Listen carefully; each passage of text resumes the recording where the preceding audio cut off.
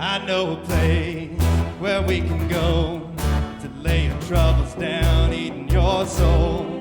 I know a place where mercy flows, take the stains, make you whiter than snow. Like a tide, it is rising up deep inside a current that moves and makes you come alive. Living water that brings the dead to life.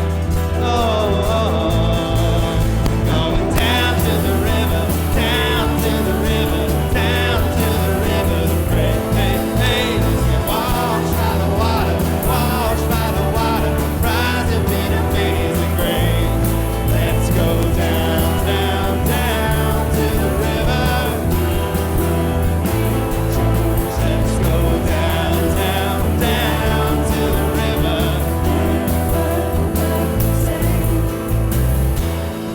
I seen it move in my own life, took me from dusty roads into paradise. All of my dirt, all of my shame, drowned in the streams and it made me born again. Like a tide, it is rising up deep inside a current that moves and makes it come alive. Living water brings the dead to life. Going down to the river, down to the river, down to the river. Hey, hey, let's get washed by the water, washed by the water, rise up in amazing grace.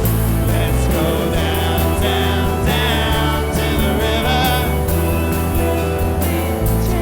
Let's go down, down, down to the river. Let's go down.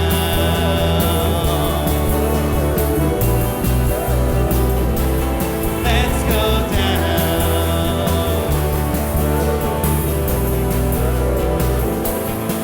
We're going down to the river, down to the river, down to the river to pray. Hey, hey, let's get washed by the water, washed by the water, rise up in amazing grace. Let's go down, down, down to the river. Let's go down, down, down to the river. Let's go down.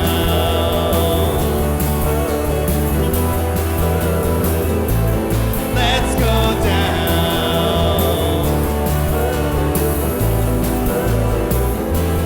Let's go down.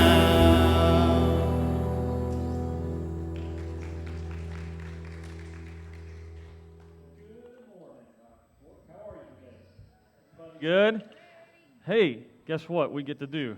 We get to say hello to our online friends. Good morning, you out there in cyber world. We're glad that you're with us today too. I'm so glad that you're here. If you're new with us today, my name's Chris. I'm one of the ministers. And I got to tell a little story on myself. I showed up here earlier this morning, helped some guys put up some canopies outside, and I had on one of my favorite shirts, my favorite green polo shirt, and I thought that I was looking pretty good. I felt pretty confident in myself. I thought I was doing all right until one of them reminded me that, hey, when we're online, we're using the green screen, so you can't wear that guy or you'll be like just a dancing head up here. So you're welcome that I changed shirts, but one of my friends came through for me, provided me with this nice white polo, and so I think we're all good to go, right? Are you excited to worship today? Yeah? Excited for the Bible stories that we'll continue in. We get to look into the life of Joseph today. It's going to be awesome. Last week we were in Abraham and Isaac, and we just continue to see how God's story unfolds and how we're a part of that, how we get to be a part of that experience. So I'm glad that you're here. Remember that if you didn't grab your communion supplies, we won't pass the trays around, but there are tables here in the front, tables in the back. You can grab those now or when we start singing together. We won't pass the offering baskets. There's boxes at the back if you want to throw your offering in there. We would appreciate that. But most importantly, we're just glad that you're here. We're thankful that we get to be together and worship today. You'll stand up. Let's just kind of loosen up a little bit, okay? So one of our acts of worship is to just come before God with voices united and sing praises to Him. And it's okay if you want to raise your hands, you can do that here. This is a church where it's okay to do that. If you want to clap at the end of the song, you can do that. You can clap in the middle of the song. If you want to shout over Jonathan's voice so that you can't hear him, you can do that too, and that'll be okay. Challenge accepted. Yeah. But most importantly, we want you just to feel the Spirit of God in the room. And a part of that is the environment that we create together here. So let's pray together and then just lift our voices to a mighty God.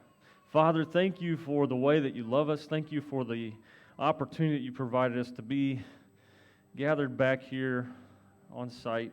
I'm thankful that we can worship together with our brothers and sisters who are online. And that, Lord, you have never stopped pursuing us and calling us in. And I'm just so grateful that we get to spend this little bit of our time this morning together, singing praises to you, learning from your word, and just seeing how we can become more and more like your Son. Lord, we want to pursue him with everything that we have. We want to become more like Jesus every day. And I pray that what we hear and experience today will be transformational in our lives so that we can become more like him and take your love out in this world that we're in. We ask all this in Jesus' name. Amen.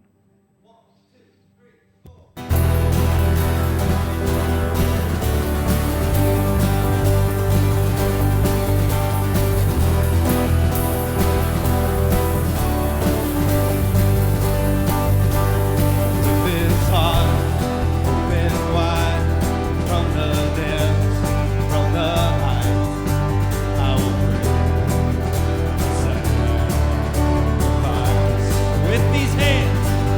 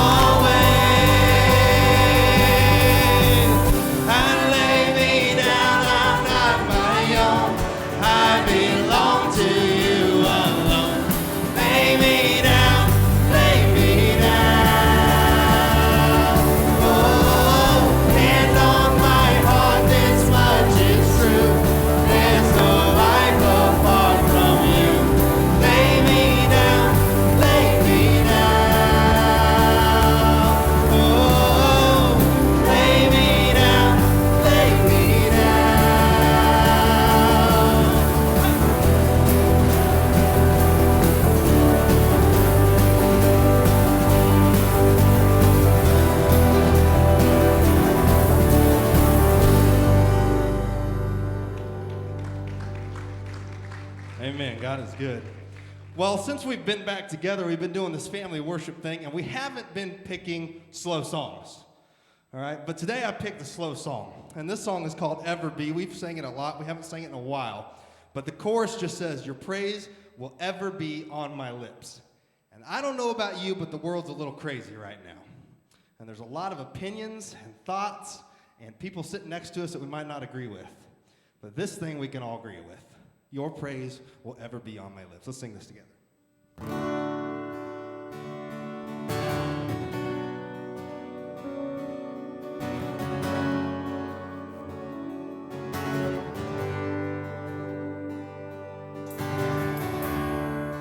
Your love is devoted, like a ring of solid gold, like a vow that is tested, like a covenant of old. Your love is enduring through the winter rain and beyond the horizon, with mercy for today. Faithful you have been, and faithful you will be. You pledge yourself to me, and it's why I sing. Your praise will ever be on my lips, ever be on my lips. Your praise will ever be on my lips, ever be on my lips. Your praise will ever be on my lips, ever be on my lips. Your praise will ever be on my lips, ever be on my lips.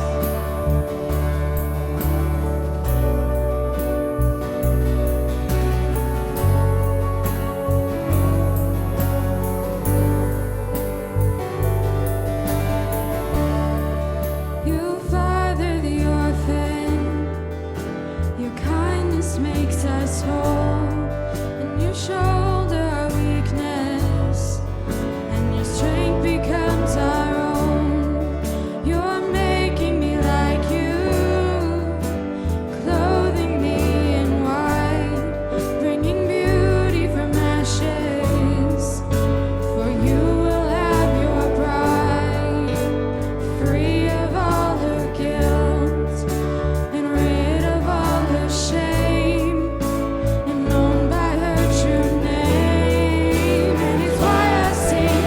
Your praise will ever be on my lips, ever be on my lips. Your praise will ever be on my lips, ever be on my lips. Your praise will ever be on my lips, ever be on my lips. Your praise will ever be on my lips, ever be on my lips. You will be praised. You will be praised. With angels and saints, we sing, worthy are you, Lord. You will be praised. You will be praised.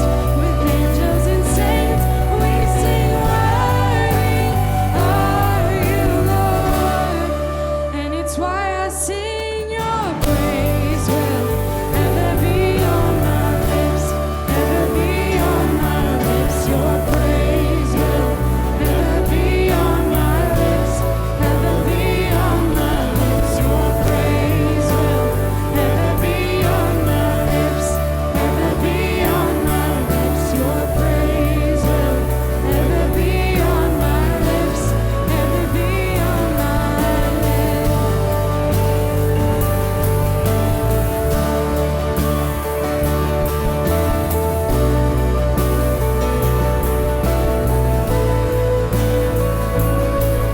Your praise will ever be on my lips, ever be on my lips. Your praise will ever be on my lips, ever be on my lips. Amen. May that be our prayer. Praise God. You may have a seat. So I don't know about you, but this whole pandemic, quarantine, stuck at home thing has been real good on the eating side of things for my family. If you don't know, Shanti and I, we like to eat out a lot. All that kind of stuff got shut down, so we filled the freezer with like steaks and burgers and brats, and I've been grilling like crazy and eating all kinds of awesome food, sourdough bread, these ridiculous cookies that we make, and just, man, it's been really good. Right before we were back, we were recording a few more Sundays, and I've been wearing sweatpants. Let me put that out there. Been wearing a lot of sweatpants. A couple weeks before we were back in here, the band was getting together to record a couple extra Sundays, and so we've been dressing up for those like we're going to church. And so I put my jeans on, and my jeans didn't fit.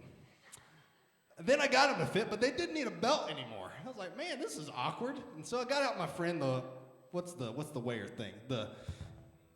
That. I don't use it often. I got on it, and it went out the window after I got on it. I was like, man, oh man. So then I'm like, okay, it's no big deal. It's the heaviest I've ever been in my entire life. I blame all the sourdough bread. It's like, okay, I'm gonna Google fast ways to lose weight. So I Google fast ways to lose weight, and everybody has a fast way to lose weight. I was hoping for something like eat celery with peanut butter, and like that fixes it.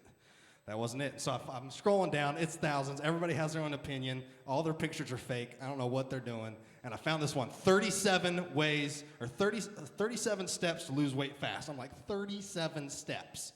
I didn't even do the first step, which is click on the link. All right, and I was like, this is ridiculous. And then if you start getting into all the diet stuff and all these things, keto diet, and I don't know, there's one where you just skip breakfast. That's the one I picked. That seemed easy. But all these crazy things that people have out there, an opinion on how you can lose weight their way. I don't know if any of them work. Some of them seem to work. But there's a lot of us that self-help is kind of the same thing. If I'm struggling with something, there's 1,000 ways somebody will tell you how to fix it. There's 1,000 books you can read, a bunch of videos you can watch. And when we come to this time of communion, we may have 1,000 different things that is wrong with us. And God says, come. That's it. Come. Come. He is the answer. He's not worried about the books that you think you need to read. He's not worried about the videos you need to watch, the Google searches you got to make, the top 10 lists, any of that stuff. He just says, come, sit at the table, and find rest in me. So today, as you're thinking about the 1,000 ways to fix yourself, there's only one you need. That's Jesus. Will you pray with me? Lord, we thank you so much for your son, for the sacrifice. We thank you so much for the invitation to the table, that we can join you with all the jacked up things in our lives, and you don't even care. You're just happy to have us sitting there. We pray this in Jesus' name. Amen.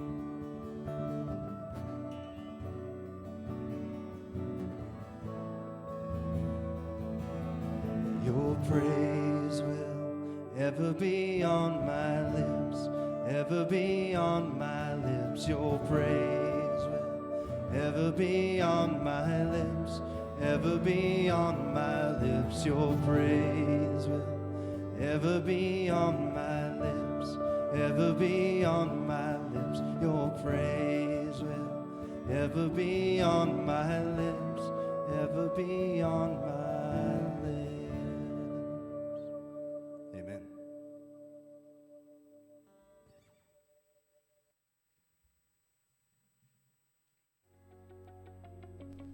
Bible stories. Jacob had 12 sons, but he really liked the 11th son most. His name was Joseph. To show his love for Joseph, Jacob gave him a coat of many colors. The older brothers got so jealous and angry they wanted to kill Joseph, but instead they sold him into slavery. Joseph was taken to Egypt and became a lowly slave. A whole bunch of years later, Joseph's brothers were starving and they went to Egypt to ask for help. Joseph had become second in command of Egypt and was in a position to help his brothers. Instead of holding a grudge, Joseph told his brothers, "What you did to me was bad, but God is going to make good of it and save you." This is the story of Joseph. Good morning. So glad you guys are here on site with us here on campus, and also I love that you guys are watching online. Thank you for joining us. You have a lot of options, and we are so grateful that you are here with us. You chose to be with us today, so thank you very much. I wanted to jump right in and just name the elephant in the room.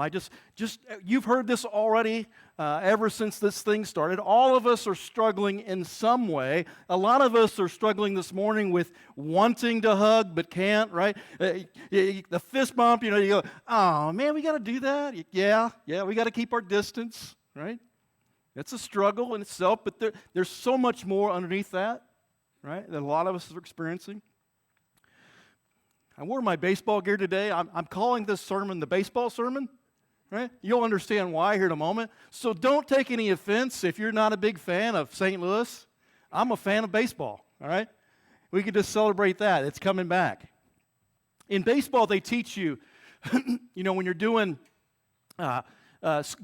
go ahead and throw this up there for us. They're showing you skills on the infield, right? They teach you how to play, right? And so one of the things they tell you, when the ball is pitched, you make a move forward and you're on your toes moving toward the play. Anticipation that the ball is coming to you, especially in the infield, right? You're moving forward. What happens when you don't, when you're flat-footed, right? And you got your hands maybe like this, or you're doing this. You're flat-footed. You have no anticipation that the ball is coming to you. In fact, you don't want it to come to you. And as a hitter, I'm looking for that kind of person because I'm going to shoot the white rat at you and hope it eats you up. Some of you don't know what a white rat is. That's the ball. And it bites you if you're not ready. It will make you look bad. If you're on your heels, not prepared, it'll get you. The ball will find you.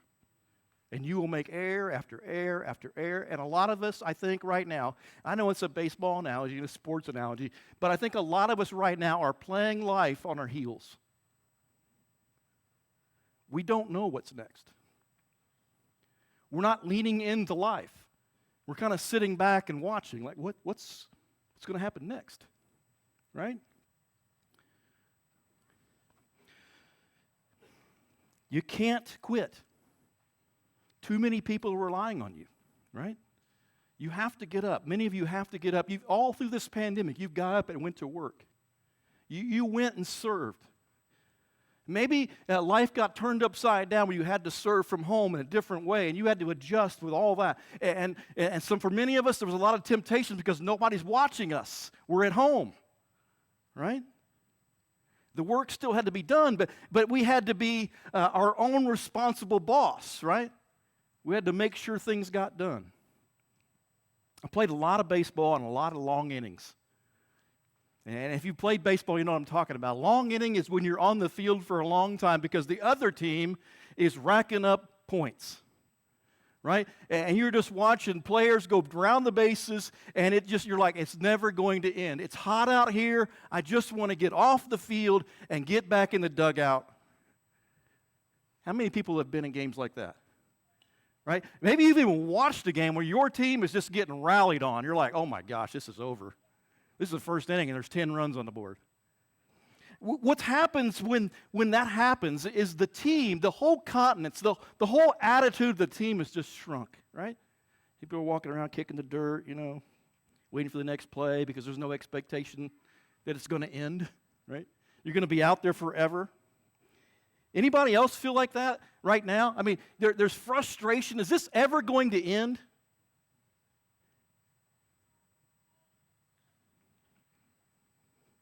And we're all kind of waiting to get back in the dugout to kind of rally, right?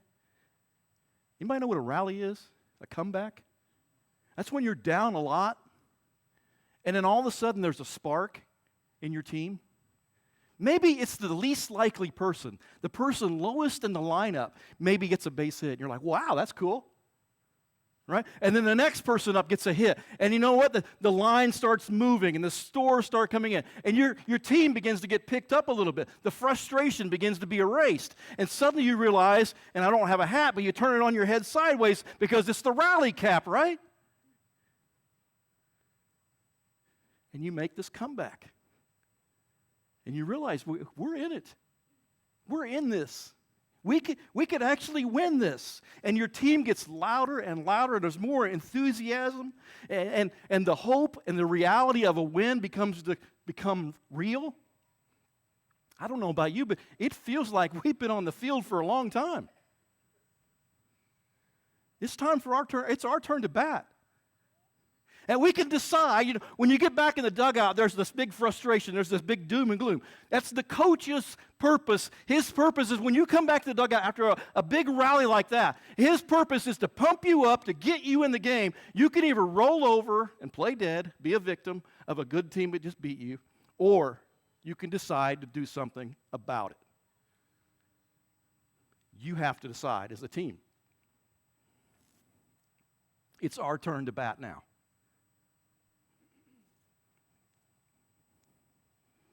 There are a story in Scripture about a man named Joseph.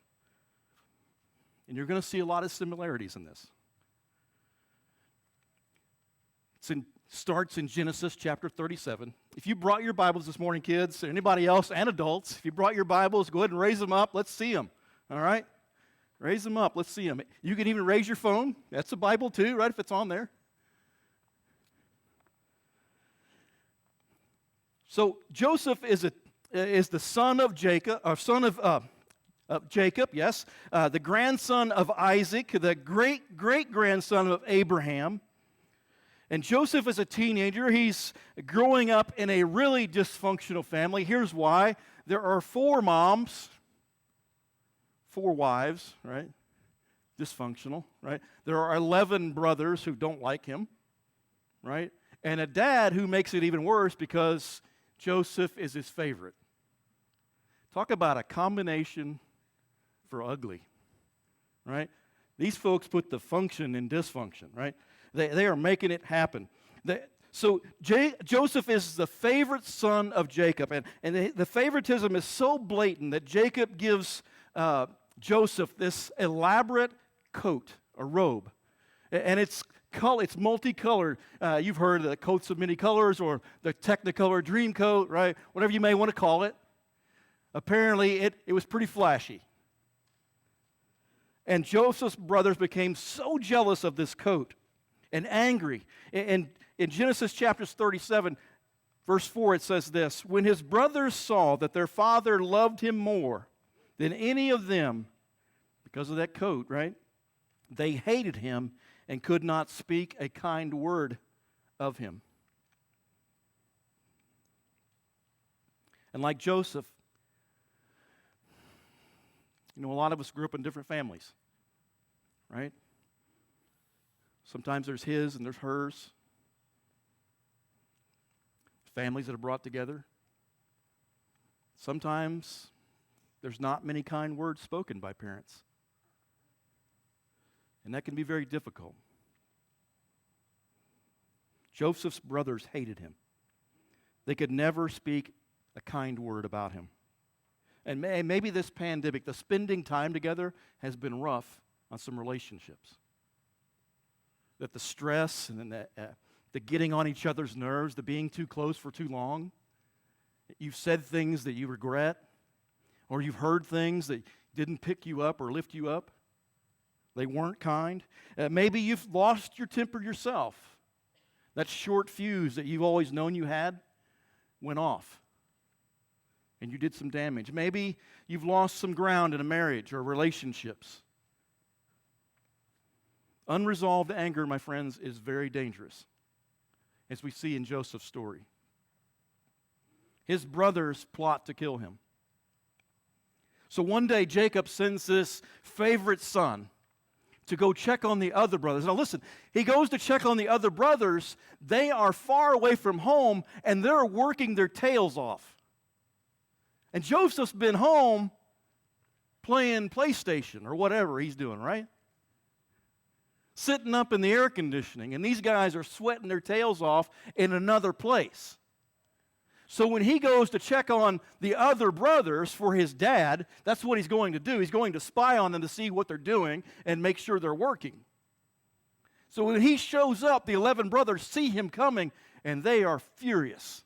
How many people have been in that situation where you've been out working someplace, maybe in the yard cutting grass, and you're wondering what your brother or sister are doing up in the house at this moment while I'm out here sweating? I have done that. Right? You may even do that with your spouse. Like, why isn't he out here? Or why isn't she out here? Right? So that's the situation. They see Joseph coming from a long distance. He's got this bright colored coat, right? He stands out like a sore thumb. He's like a beacon coming down the road. And they see him, and they begin to get furious. And they say to each other, hey, when he gets here, let's kill him and throw him in the hole. All right, let's do that. So when he arrives, he's not greeted like, hey, Joseph, how you doing? It's more like, let's get him. And they rush out, and they bum rush him, right? And they strip him of his coat, they beat him up a little bit, and they throw him in this hole in the ground.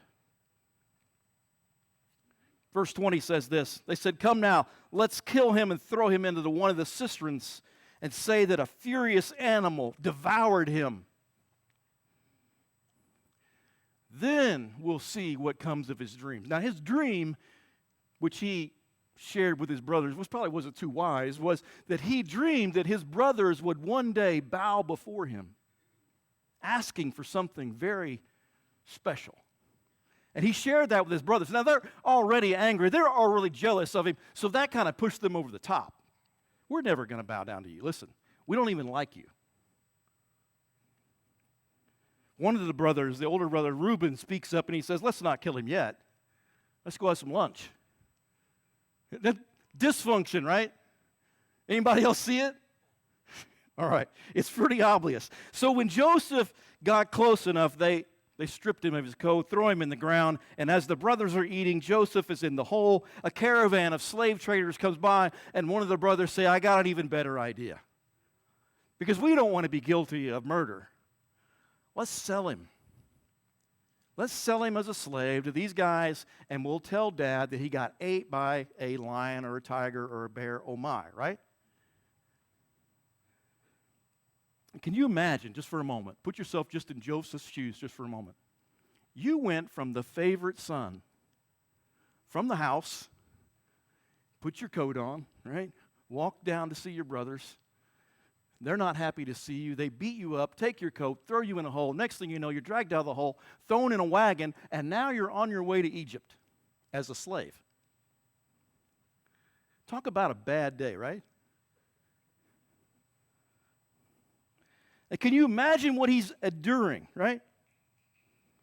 A lot changes for him in a matter of minutes. And I think if we would kind of apply that to our own lives, a lot has changed for us, many of us, in a matter of minutes, right, so to speak. When you heard on the news or when somebody called you from work or maybe somebody close to you says, hey, this whole thing's blown up. It's come off the rails. We got to stay home. And like so many of these Bible stories, I love because God always has the last move, right? So many of these Bible stories look so bad from the first glance. And then God moves in and does something amazing. And they're the comeback stories we all like to hear. Joseph's story doesn't end here when he becomes a slave. It's not over. In fact, the book of Genesis, the last from verse 37 almost to the end, is about Joseph. It's a lot of material. And despite being forced into slavery, Joseph never turns his back on God. And I'm sure there were plenty of tears. There were lots of questions. Why me, God? Why this situation? But I think what's important is that we see that Joseph never decides to become a victim through all of this. He never decides to roll over and give up. It appears the other team has rallied, right, and is beating the snot out of him, right? But he never gives up. Even when it seems its darkest, he chooses to be faithful and to put his trust in God. And a lot of us can learn from Joseph's story. But more importantly, we can learn from his faith. Because there's a decision to make. We have to decide. Who and what am I going to put my faith in through all of this? It feels like we're on the backside of it now, but there's a little bit of a bump in the road that's coming, right? And we've all, adults and kids alike, have just experienced something stressful. It's introduced some fears, anxiety, some tension in our lives. And many of us experienced shortfalls in our finances. Maybe you've had some emergency in your family. And things are in such a way that if you go to the hospital, you can't see the person who's there. All you can really do is wait. And many of us are scrambling to adjust to what we know and also trying to react to what we don't know. The challenges are coming. We don't know. School, how's it going to look? Work, how's it going to go? Health concerns, I don't know. There are all sorts of things, stress that are already on relationships because we can't get too close. And so many of us are struggling with depression and anxiety. I'm going to be real honest. It's got me too. But we're not alone. I would love for you to reach out. In your app, there's a place where you can connect. You can ask for an appointment. You can ask for a phone call, or maybe we can do a Zoom meeting together. Some counseling, some way that we can talk. I want to invite you to that. You are that important, and I will shape my day around that, okay? So don't think that you're interrupting anything. You are most important. Joseph remains faithful and connected to God through it all, and God blesses him where he is. He doesn't move him from the slavery position he's in. He doesn't take him out of the worst condition he's ever been in his life.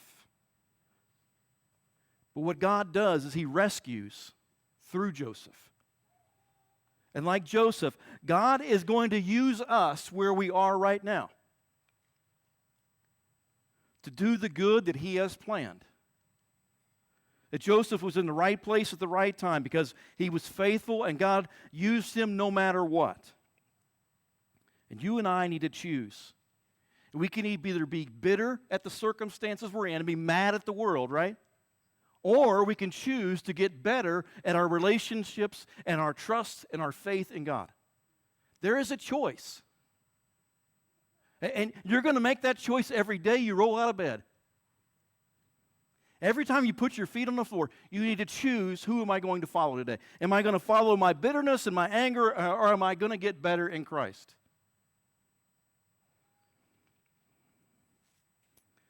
Something terrible happens in the land, and it's much like what we're going through right now.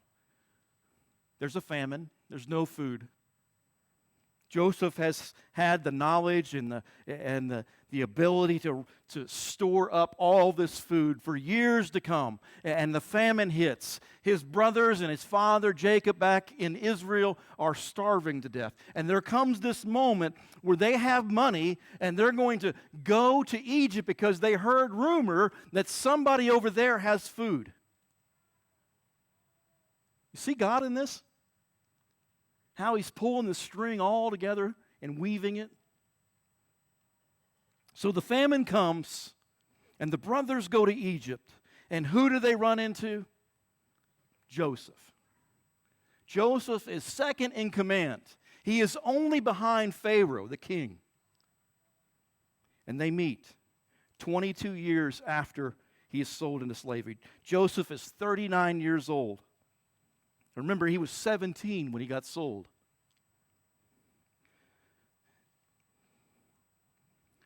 Joseph has so many emotions when his brothers are in the room. He tells everybody in his office and in his work area to leave. And it's just him and the brothers. And in verse 45 of Genesis chapter 3, there's 5, he says this. Joseph said to his brothers, I am Joseph. Now, that must have floored them for a moment because they didn't respond. The next question he asked, is my father Jacob still alive?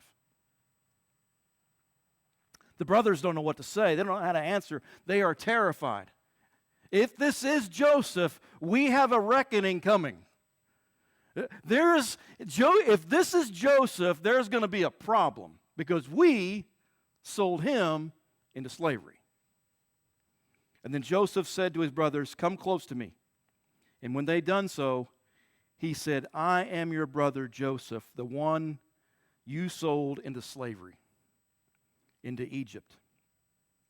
And now, do not be distressed. Do not be afraid, right, is the word there. Do not be afraid and do not be angry with yourselves for selling me here. Because it was to save lives that God sent me ahead of you. That God has been working through all this background, all behind the scenes, to make this moment possible. Listen to what he's saying here. Don't get stuck in what went wrong or what happened to you. Be looking for moments where God is going to use you where you are. And you have to be ready for that. Your heart has to be open to that. You're going to struggle. Every day when you wake up, you're going to put your feet on the floor, and you're going to have to decide, what am I going to do today? Are my circumstances and the situation I find myself, is that going to color my day? Or am I going to choose to trust God and finish this day in love with Him? I love what Joseph tells his brothers. He doesn't let them off the hook. Right? He doesn't say it's okay. You know, it wasn't that bad. It was terrible. If you don't believe me, read it for yourself. It was terrible. Instead, he gives God the glory for the rescue. In Genesis 50, verse 20, he says this. He says, you intended to harm me, talking to his brothers. You intended to kill me. But God intended it for good, to accomplish what is now being done, the saving of many people. I don't have to tell you this, but I want you to hear it. This is what God does. He loves comeback stories. Do you know that? Do you know that about Him? He never gives up. He loves comeback stories. He loves you so much that His Son's story is also a comeback story. The resurrection is the greatest comeback of all. that Satan thought he had God's Son in the grave, dead to rights, and he comes back. What an amazing, amazing God. The God takes our broken pieces, our disappointment, and he says, I can work with that. Just bring me what you got. You know, like Jonathan talked about earlier, about just coming to the table. I mean, there's 1,000 reasons why we shouldn't be here. There's 1,000 reasons why we're broken. But God says, come. Come back to me. I love you, and I will fix you, and I will use you right where you are. Let's stand and praise him this morning.